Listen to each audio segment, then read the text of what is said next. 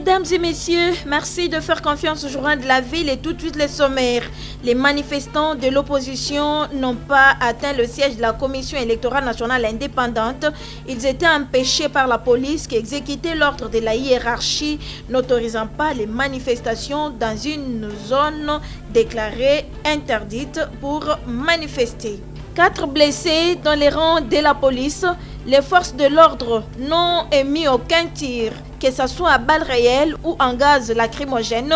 Aucun cas de blessures et de décès n'a été enregistré du côté des manifestants. C'est le bilan enregistré après le sit-in raté de l'opposition de ce jeudi 25 mai par le commissaire divisionnaire adjoint de la police ville de Kinshasa, Silvano Kassongo, qui accuse les leaders de l'opposition d'avoir incité les militants à provoquer la police par les jets de projectiles, des pneus brûlés sur la voie publique et les insultes. C'est tout pour le sommaire. Mesdames et messieurs, encore une fois, bienvenue dans ce journal.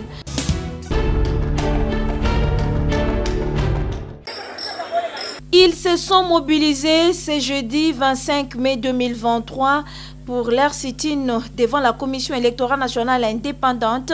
Les leaders de l'opposition, Martin Fayoulou, Moïse Katumbi, Matata Pogno et Délice Sanga, arrivés sur le boulevard du 30 juin à quelques mètres de la Commission électorale nationale indépendante. Pas de passage pour eux car bloqués par la police qui exécutait les mots d'ordre de l'hôtel de ville qui autorisait les leaders de l'opposition de former une équipe de 10 personnes pour rencontrer les responsables de la Commission électorale nationale indépendante.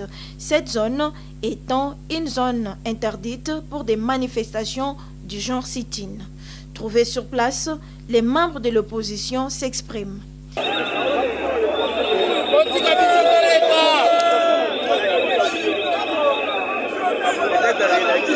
En tant qu'institution d'appui à la démocratie, c'est nous qui avons parlé de la les élus au Congolais, surtout les partis prenants, mais les Congolais avant tout, pour continuer à la direction en toute transparence. Est-ce que vous avez l'idée il a dit déjà l'être pour informer un site. Ceux qui ont la boy pour la piste, quand ils ont la mesure sécuritaire et puis les gens sont nets. Pour nous, on va faire nets.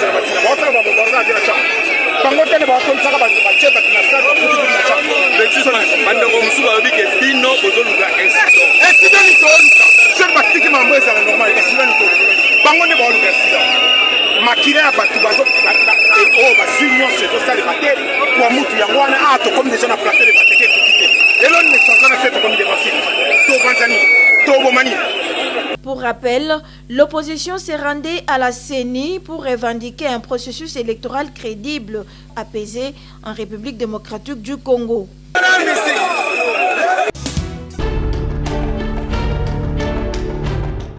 Manifestation du samedi 20 mai 2023. L'ancien directeur de la presse présidentielle et haut cadre de l'Union pour la démocratie et le progrès social, Abraham Lwakabwanga, salue le travail professionnel effectué par la police nationale congolaise et l'autorité urbaine malgré la têtutesse et la provocation de l'opposition qui n'a pas voulu suivre l'itinéraire fixé par l'hôtel de ville.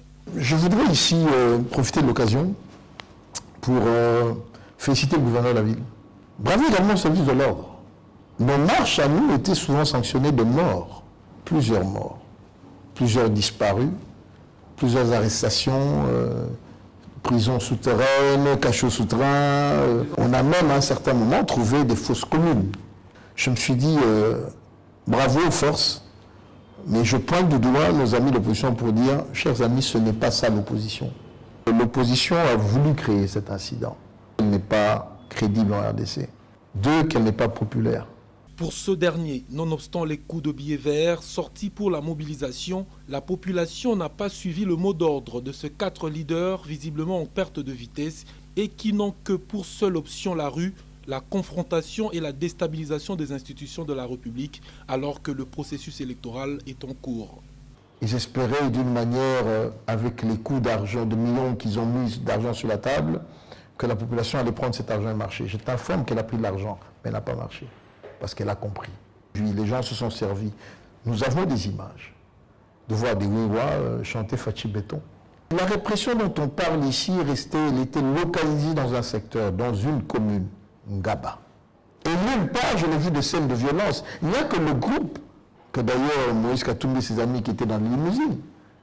La marche, messieurs de l'opposition, voulaient être opposants, être vus, descendez, bravez la peur. Un leader reste devant la troupe. Un leader ne se fait pas accompagner par des gardes du corps, dans une voiture feutrée et climatisée, pendant que le petit peuple qu'il veut berner, lui subit sous la chaleur et autres. Non, ce n'est pas ça. Fustigeant par ailleurs les propos d'incitation à la violence et l'apologie à la haine tribale faite par l'opposition, Abraham Lwakabwanga appelle la population à ne pas suivre les oiseaux de mauvais augure et pêcheurs en eau trouble et invite par ailleurs le peuple congolais à se focaliser sur les élections en vue d'élire à nouveau ses nouveaux dirigeants.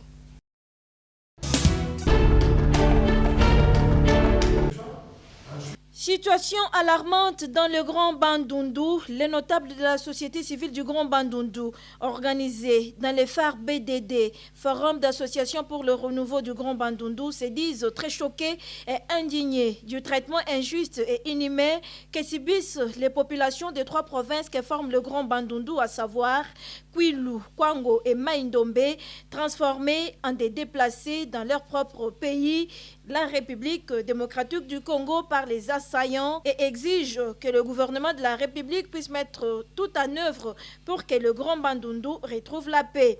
C'est au cours d'une déclaration tenue ce dimanche 21 mai 2023 à Kinshasa, à l'issue d'une réunion conduite par Jean-Marie Tantoumei. Le prétendu conflit Teke-Yaka n'est en réalité qu'un vaste plan minutieusement et méthodiquement exécuté d'agression de nos populations en vue de l'occupation de notre espace. Comment le gouvernement peut-il envisager appeler nos populations aux urnes lorsque l'on sait que les actions des agresseurs ont empêché le bon déroulement des opérations d'enrôlement par le fait des situations vécues, à savoir l'enrôlement forcé des agresseurs après avoir provoqué la fuite des populations autochtones. La société civile du Grand Bandundu, organisée dans le phare BDD, Forum d'association pour le renouveau du Grand Bandundu, exige que le pouvoir public, qui dispose de tous les moyens de les mettre à contribution pour rétablir l'ordre, la sécurité sur toute l'étendue du Grand Bandundu. De même, le gouvernement doit d'ores et déjà considérer que les opérations d'enrôlement dans plusieurs parties de l'espace Grand Bandundu doivent être réorganisées. La société civile du Grand Bandundu demande instamment au président de l'Assemblée nationale de requalifier la commission qu'il a instituée afin qu'elle puisse réellement faire œuvre utile. Ainsi donc, nous recommandons plutôt la mise en place d'une commission vérité, justice, réconciliation et paix, sans laquelle aucune paix ne sera crédible et donc possible.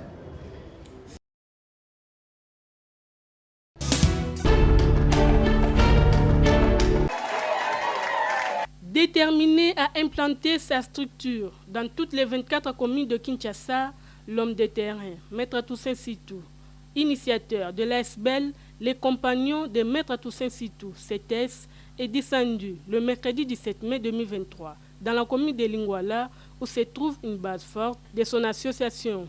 La base de Lingwala, mobilisée comme un seul homme, a réservé un accueil digne de son nom à l'initiateur du CETES et à son collaborateur.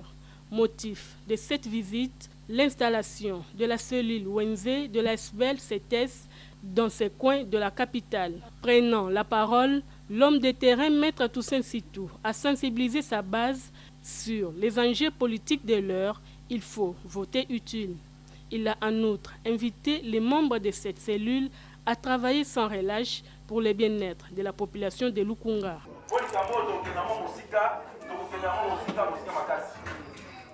Alors, maintenant, on doit s'accompagner pour eux, et vous savez un moyen. Et vous savez que tout y est pas efficacement financièrement fort. Maintenant, on doit capacité financièrement donc on a quelque chose. Là, il y a un coordonnateur et un ligne, on n'a pas la mou. Avec la charge en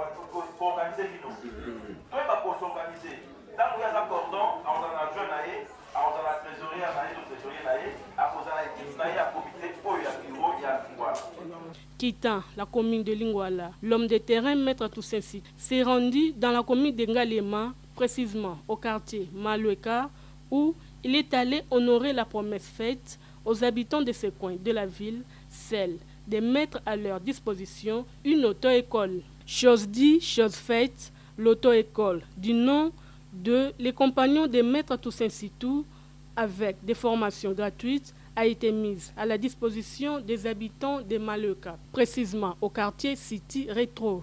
Nous croyons que la jeune, il y a Kitsuka, la jeune, il y a Pompage, la jeune, la jeune partout dans la quartier autour, il y a Pompage, comme le cas City, dans la City. Makoya est belé, pour l'année en manité, en tout cas, vous avez un bon chauffeur, vous avez un permis, vous avez un chauffeur.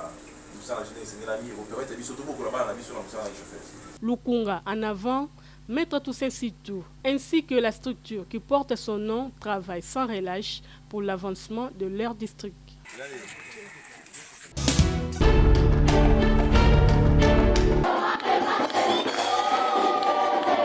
C'est sous le refrain principal « Comment ne pas te louer, Seigneur ?» que les écoles Institut Bompikiliki et l'épée Saint-Angèle ont célébré à ce jour une messe d'action de grâce en la paroisse Saint-Angèle en Passade, dans la commune de Lantélé, le lundi 22 mai. Il était question pour ces deux établissements scolaires de rendre grâce au Seigneur Jésus-Christ pour ses bienfaits depuis le début de cette année scolaire, mais également implorer l'assistance du Seigneur pendant la période des examens de fin d'année qui se pointent à l'horizon, au fin que ces épreuves se passent dans les conditions optimales. Tel est le souci majeur des organisateurs de cette messe. Concélébrée par l'abbé François Rézé, dans son homélie, le curé Adolphe Mangala a exhorté l'Auguste Assemblée sur l'évangile selon Saint Jean, chapitre 16, 29 jusqu'au 39e verset. Ceux qui n'ont jamais entendu parler de l'Esprit Saint, qui sachent que le Seigneur Jésus, Dieu fait homme, dans l'histoire du salut, le prophète Isaïe et plusieurs prophètes ont annoncé sa naissance. Nous avons cette Église catholique, le renouveau charismatique qui nous aide assez.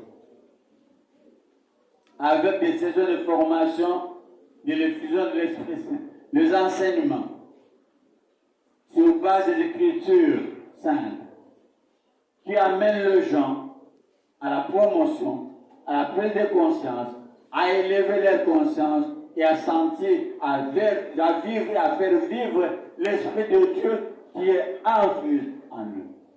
Pélo Martirin, préfet à l'Institut Bompikiliki, est revenu sur les biens fondés de la dite messe. On avait commencé cette année avec une seule idée. Le Seigneur est mon berger, je ne manquerai de rien. Et avoir toutes les grâces que le Seigneur nous a accordées, malgré les difficultés, malgré les hésitations, on a dit, on ne peut pas arriver à la fin de cette année sans revenir sous les pieds de Jésus pour lui dire merci. Que c'est une messe, en même temps nous disons merci au Seigneur, en même temps aussi nous regardons les examens qui approchent. Très contente, l'une des élèves n'a pas manqué l'occasion de s'exprimer en voyant le micro du journal de la ville. Ce que j'ai mis dans l'homélie que l'abbé Adolphe Mangala dit, il a dit qu'à chaque fois qu'on puisse toujours plaider le Saint-Esprit. Partout là où nous allons, que le Saint-Esprit vienne. Surtout, nous au milieu scolaire, au lieu d'aller toucher les fétiches, c'est mieux d'invoquer le Saint-Esprit.